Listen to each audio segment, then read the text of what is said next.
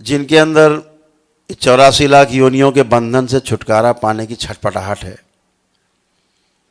जिन्होंने पिछले कई कई जन्मों में खूब तपस्या साधना की है, मुक्ति नहीं पा पाए हैं, पुण्य से मनुष्य योनि में है, तो इस दरबार के पास उनके लिए एक शक्ति है। वहाँ के लोकल लोग भी आते हैं, अंग्रेज लोग भी आते हैं, कनाडा से, अमेरिका से, ऑस्ट्रेलिया से, यूरोप से।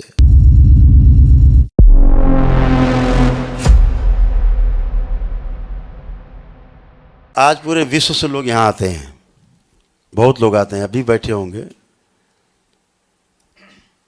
वहाँ के लोकल लोग भी आते हैं, अंग्रेज लोग भी आते हैं, कनाडा से, अमेरिका से, ऑस्ट्रेलिया से, यूरोप से।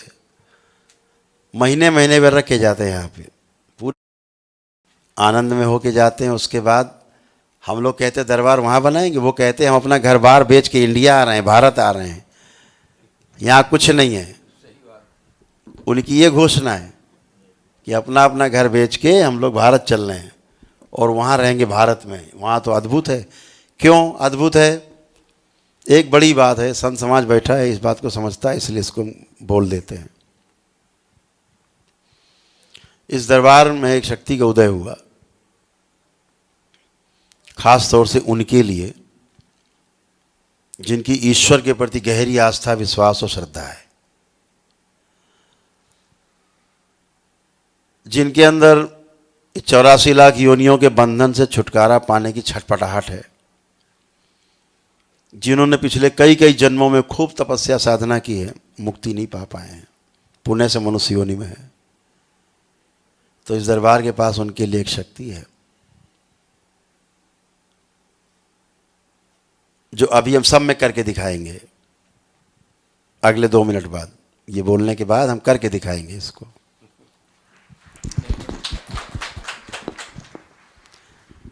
और ये 100 लोगों पे की जा सकती है एक साथ, 1000 लोगों में की जा सकती है, 10,000 लोगों में, लाखों लोगों में की जा सकती है। और इस धरती पर जो 750 करोड़ मानव हैं, उन सबको एक साथ किया जा सकता है, एक जगह बैठ करके। यह है सनातन की शक्ति। अगर चैलेंज करना है किसी को तो आए और इसको चैलेंज करे। सत्य सनातन की, हमारे ऋषि मुनियों की इस शक्ति को चैलेंज करो आके।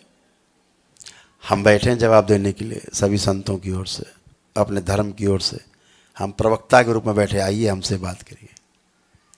इसमें गलत हो जाए तो बताइए कि सत्य सनातन नहीं है। तो क्या है कि इस दरबार की एक शक्ति क्या है?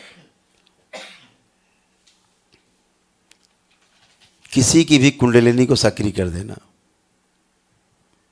ऊर्ध्वगामी कर देना। दूसरी, आपके भूतकाल को बंद कर देना और भविष्य को बंद कर देना। अगर भूत और भविष्य दोनों बंद हो गए दरवाजे, तो केवल वर्तमान बचता है।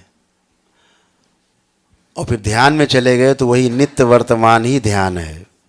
और ध्यान एक घटना है, और जब घटना घटित होती है तो आप अंग्रेजी में कह देते हैं इनलाइटेंड होना, और हिंदी में कह देना समाधि होना।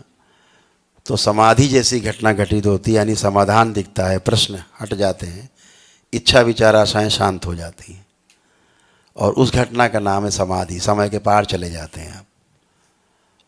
और समय के पार जाते हैं जब आप जाना सीख जाते हैं बार बार, तो आप पहले वह व्यक्ति होते हैं कि पूर्णता को प्राप्त करने के लिए आप विद्यार्थी बन जाते हैं।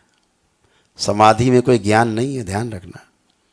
समाधि एक घटना है, समाधि एक अर्हता है, समाधि एक एलिजिबिलिटी है, एक योग्यता है। समाधि, जिसको समाधि प्राप्त हो गई वो इस योग्य हो गया कि अब वो है पूर्णता में लीन हो सकता है।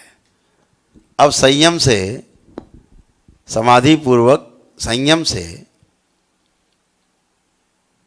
ज्ञान को उपलब्ध हो सकता है। समाधि में होना ज्ञान को उपलब्ध होना नहीं है मेरी दृष्टि में। क्षमा करेंगे हम सभी संत समाज के लोग, आपके कुछ विचार हो सकते हैं। हम जो देखते हैं, जो अनुभव करते हैं, अभी आपको भी कराएंगे। तो इस दरबार में वो शक्ति आपके भूत और भविष्य को स्तंभित कर देती, बंद कर देती। तो आप ना तो भूतकाल के बारे में कुछ देख पाएंगे, और न भविष्य के बारे में कुछ देख पाएंगे। आकलन ही नहीं कि अब बंद हो जाएगा आप काम करना। तो क्या होगा, वर्तमान में रहेंगे। फिर जब आप ध्यान करेंगे तब आपको लगेगा वाह किधर जा रहे हैं, ध्यान ही नहीं हटेगा।